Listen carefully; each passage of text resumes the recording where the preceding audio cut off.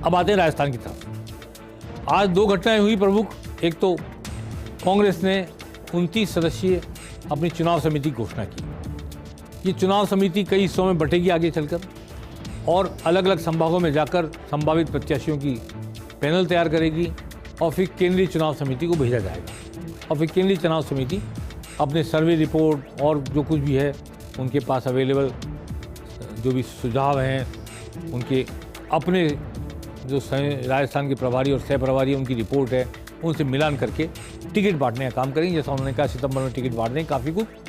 तो आज की इसमें जो चुनाव समिति घोषणा हुई, गोविंद डोटासरा अध्यक्ष हैं, पीसीसी चीफ होने के नाते, मुख्यमंत्री उसके सदस्य हैं, सचिन पायलट भी उसके सदस्य हैं, भंवर जितेंद्र सिंह भी उसके सदस्य हैं। गोविंद सिंह डोटासरा के साथ साथ 4 जाट नेता उसमें लिए गए, 4 गुर्जर नेता हैं, रामलाल जाट भी हैं उसमें कैबिनेट मंत्री, और डूडी भी उसमें है, रामेश्वर डूडी।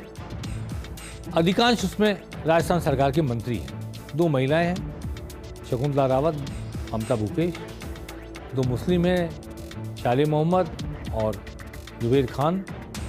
इनमें अधिकांश लोग वो हैं तो या तो चुनाव लड़के विधानसभा में मौजूद हैं या चुनाव लड़ने के इच्छुक हैं, या जुबेर खान तो उनकी पत्नी इस वक्त विधायक हैं। एक व्यक्ति मुझे लगता है जो शायद चुनाव नहीं लड़ेगा, वो मोहन प्रकाश है। वो राष्ट्रीय प्रवक्ता हैं, पहले राष्ट्रीय महासचिव रहे, कभी धौलपुर से एमएलए थे, बनारस हिंदू यूनिवर्सिटी के छात्र संघ के अध्यक्ष रहे। तो मोहन प्रकाश की नियुक्ति ऐसी है जिनको शायद कोई चुनाव नहीं लड़ना राजस्थान में, मुझे ऐसा लगता है। हालांकि धौलपुर से एमएलए रहे, लेकिन उनका एटीट्यूड देख के लगता है कि शायद उनकी रुचि नहीं होगी। बाकी अधिकांश ऐसे हैं जो या तो खुद चुनाव लड़ेंगे या उनके परिजन चुनाव लड़ेंगे, पर उनको उनके इलाके से अलग शायद भेजा जाएगा या सेंटीमेंट्स मालूम किए जाएंगे जनता के, कार्यकर्ताओं के, किन के साथ कार्यकर्ता हैं, कौन विनेबल है और उनकी रिपोर्ट के आधार पर कार्रवाई होगी। इसमें भंवर जितेंद्र सिंह भी ऐसे हैं जो शायद चुनाव ना लड़ें विधानसभा का, लड़ भी सकते हैं अलवर से, लेकिन अभी उम्मीद ये लगाई जा रही है कि शायद ना लड़ें। तो इस चुनाव समिति के बाद एक चुनाव संचालन समिति और आएगी। ये समिति चुनाव अभियान नहीं चला रही, इसलिए जो लोग उम्मीद से बैठे थे कि सचिन पायलट संयोजक बनने वाले हैं, आज गोविंद सिंह डोटासरा क्यों बन गए, वो प्रदेश अध्यक्ष होने के नाते बने हैं। और चुनाव संचालन समिति या चुनाव अभियान समिति, कुछ भी नाम दिया जाए, वो एक और आनी है। और जो हमारा चुनाव घोषणा पत्र होगा उसकी भी समिति बननी है। 2 समितियां कम से कम और आएंगी, और भी हो सकता है कांग्रेस किसी नए सिस्टम चुनाव लेना चाहे। तो ये आईएएस में अधिकांश गहलोत मंत्रिमंडल के सदस्य हैं, और सीधे सीधे कहूँ तो पूरी समिति में अशोक गहलोत समर्थकों का दबदबा है। 90% के आसपास मैं कह सकता हूँ अशोक गहलोत के समर्थक हैं। अब वो रमेश मीणा, मुरारी मीणा हैं, वो उनको दोनों तरफ मान लिया जाए, सचिन पायलट के साथ भी थे और अब अशोक गहलोत के साथ भी हैं। बाकी अधिकांश लोग अशोक गहलोत के समर्थक हैं, लेकिन मैं समझता हूँ कि विनेबिलिटी क्राइटेरिया होगी और आला कमान अपने सर्वे, अपने प्रभारी और सह प्रभारियों की बात भी सुनेगा और उसके बाद फैसला लेगा। इसलिए ज़्यादा लार्जर ग्रुप बनाकर कोशिश की जा रही है, अधिक से अधिक राय प्राप्त हो, अधिक से अधिक लोगों के सेंटीमेंट्स पता लगें, लोग मत हासिल किया जा सके। अब बीजेपी ने आज 5 जिलाध्यक्ष नियुक्त कर दिए। बीजेपी के 5 जिलाध्यक्ष जो हटाए गए वो सतीश पूनिया के लगाए हुए अध्यक्ष थे, नए अध्यक्ष को उनको हटाना ही था। भीलवाड़ा में प्रशांत मेवाड़ा को अध्यक्ष बनाया गया। ये प्रशांत मेवाड़ा युवा मोर्चे में रहे हैं, विद्यार्थी परिषद में रहे हैं, सुनील बंसल भी उनको जानते हैं, लेकिन इस बार सिफारिश चली है सांसद सुभाष बहेड़िया की।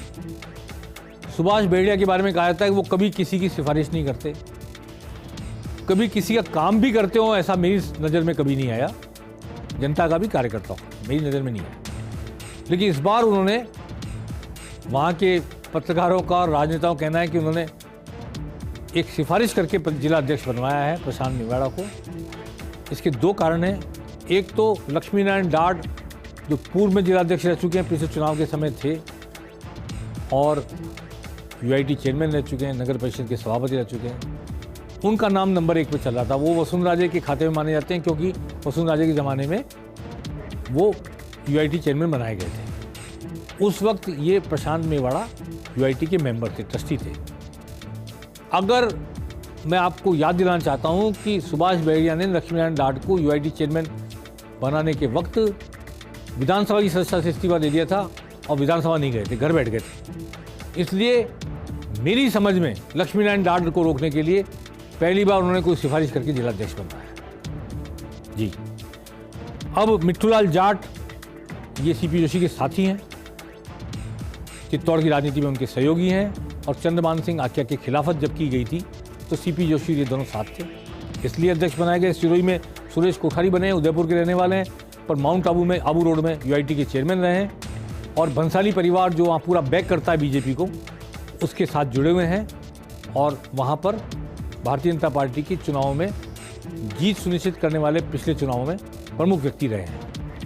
इसके अलावा जो हनुमानगढ़ में बने देवेंद्र पारीक ये 3 बार के पार्षद हैं, इनकी वहाँ पे काफ़ी लोगों में पहचान है, लेकिन डॉक्टर राम प्रताप जो वहाँ से लगातार विधायक बनते आए हैं वो शायद अब इनके पक्ष में नहीं थे, परंतु फिर भी इनको बनाया गया इनकी कार्यक्षमता को और सक्रियता को देखते हुए।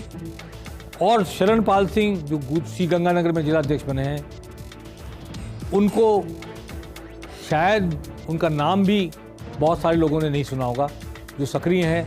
मेरी कई पत्रकारों से बात की, उन्होंने पूछा ये कौन है जिलाध्यक्ष बने, सूरतगढ़ में रहते हैं शायद, पहले कभी उपाध्यक्ष रहे हैं बीजेपी के, जिला उपाध्यक्ष। लेकिन इनके बारे में कई ऐसे लोगों से जो समाज के दूसरे वर्ग से आते हैं मैंने बात की तो पता लगा कि इनको कोई नहीं जानता। और चूँकि पूरे गंगानगर में वसुंधराजे समर्थकों की जमात है पूरी, इसलिए ये कहाँ से खोज के लाए गए और कैसे अध्यक्ष बनाए गए, हमारी खोजबीन जारी रहेगी। आने वाले वक्त में हम इसका भी पता लगाएंगे और